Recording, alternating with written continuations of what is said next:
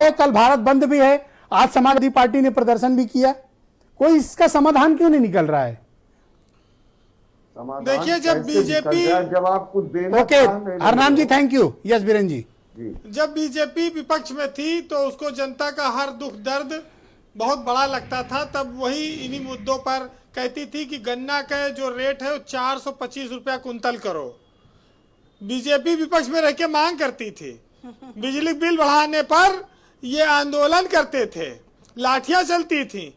और आज अपनी सरकार में 4 साल में 5 रुपया भी नहीं बढ़ाए। भुगतान की बात तो और है। अच्छा, दूसरी बात, आज बीजेपी कह रही है टेलीविजन पर कि साहब बहुत बड़ा आंदोलन करने का इन्होंने कोशिश की, बड़ी उदारता के साथ, और सड़क पे लाठियों से पिटवाया। तो टीवी पर उदारता और सड़क पे कठोरता। तो पहले तो ये था कि मुलायम सिंह के लिए कहा जाता था कि नाम मुलायम काम कठोर, और बीजेपी ने वो हथकंडा अपना लिया। अखिलेश यादव ने आज उत्तर प्रदेश के जनता को और जनमानस को ये दर्शाया कि अभी विपक्ष जिंदा है और वो सड़कों पर उतरेंगे, उत्तर प्रदेश में इनको चुनौती देंगे। विधान परिषद के चुनाव में समाजवादी पार्टी ने बीजेपी को काशी में, यानी कि प्रधानमंत्री के क्षेत्र में हरा दिया है दोनों सीटों पर, और गोरखपुर में तो ये लड़ा ही नहीं पाए थे। तो ये बीजेपी राजनीतिक रूप से ये देखा कि अब उसके सामने एक बड़ी टक्कर मौजूद है। अब राजनीति में वक्त आ गया है चुनाव का, अब उस पर उनको संघर्ष करना होगा। तो अखिलेश यादव के प्रदर्शन से आज संदेश क्या गया? उन पर तो मैंने सुना कोई एफआईआर भी हो गई है। राजनीति में एफआईआर आभूषण है, और अगर ये मिलती है तो ये तमगा समझना चाहिए। ये आभूषण सुरेंद्र राजपूत भी तो पहने। नहीं, वक्त आएगा तो पहने। लल्लू तो रोज ही पहनते हैं इनके यहाँ। अरे हम तो पहने हुए हैं सर, कहाँ नहीं पहने। वो तो आभूषण से लदे हुए हैं लल्लू। अच्छा, आज अखिलेश यादव ने क्या कहा कि भाई वो मंडी जाकर एक यात्रा शुरू करेंगे। लोकतंत्र में विपक्ष की पार्टियों को अपना आंदोलन करने का, जनता के सामने बात रखने का अधिकार है, और है तो उन्हें रोका क्यों गया? कहते हैं कोरोना काल है, ज्यादा भीड़ जुटेगी तो रोग फैल जाएगा। और बीजेपी मीटिंग करे विधान परिषद के चुनाव में तो रोग नहीं फैलता है, तब प्रसाद बन रहा था वहां, और यहां पर रोग फैल जाता। ये सब चीजें ऐसी हैं कि विपक्ष को दबा दो। लेकिन आज समाजवादी पार्टी ने दिखाया कि वो दबने वाली नहीं है।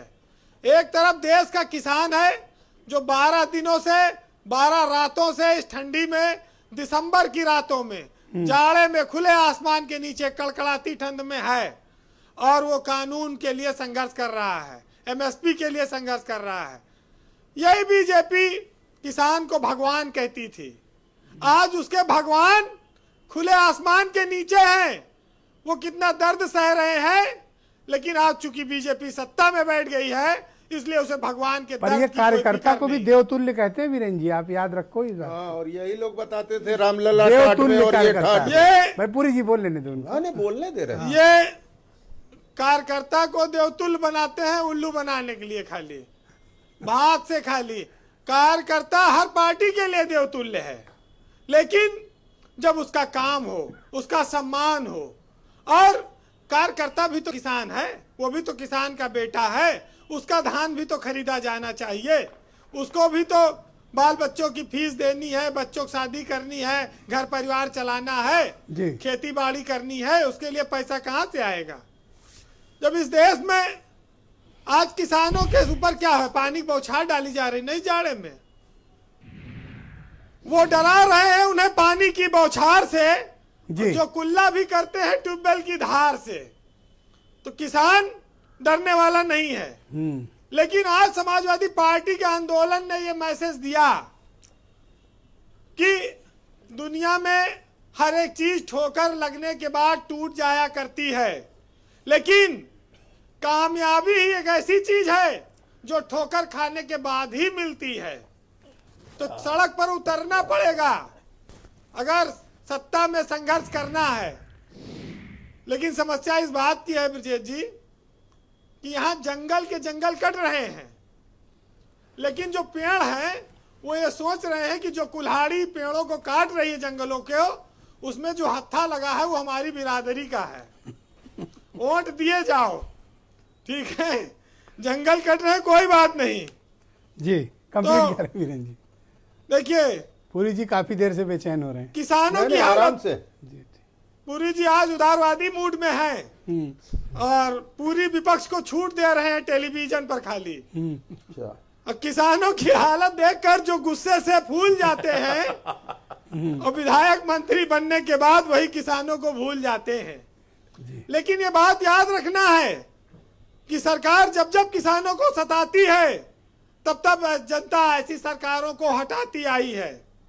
ब्रजेश जी, एक बार पाकिस्तान में अयूब, डॉक्टर अयूब वहां पर प्रधानमंत्री थे और ऐसा ही एक बहुत बड़ा आंदोलन हुआ था। तो एक साहित्यकार ने वहां लिखा था, जो कुछ उद्योग घरानों को, कुछ बड़े पूंजीपतियों को फायदा पहुंचाने के लिए, उस पर एक साहित्यकार ने लिखा था, पूंजीवाद को बहुत बड़ी हिमायती के रूप में उभरे डॉक्टर अयूब के लिए, अयूब खान। सुनिएगा कि 20 घराने हैं आबाद और करोड़ों हैं नासाद, और सद्र अयूब जिंदाबाद। आज भी हम पर जारी है और काली सदियों की बेदाद, सद्र अयूब जिंदाबाद। और 20 रुपया मन है आटा, इस पर भी है सन्नाटा। और गौहर सहगल आदम जी और मुल्क के दुश्मन कहलाते हैं और बने फिरते हैं टाटा बिरला टाटा, और सद्र अयूब जिंदाबाद। थैंक यू वीरेन जी, बहुत बहुत शुक्रिया आपका, बहुत बहुत धन्यवाद। भाई अमित पुरी जी, सरकार क्यों अड़ी हुई है? मुझे लगता है कि अगर किसानों को उनका भला नहीं चाहिए तो आप उनको उनका भला जबरदस्ती देने की कोशिश क्यों कर रहे हो? और बिल्कुल ठीक बात कही हरनाम सिंह ने कि आप उनमें संशोधन करिए। तो आप संशोधन करने में आपको क्या बुराई है, क्या कमी लग रही है? इस मसले को खींचा क्यों जा रहा है?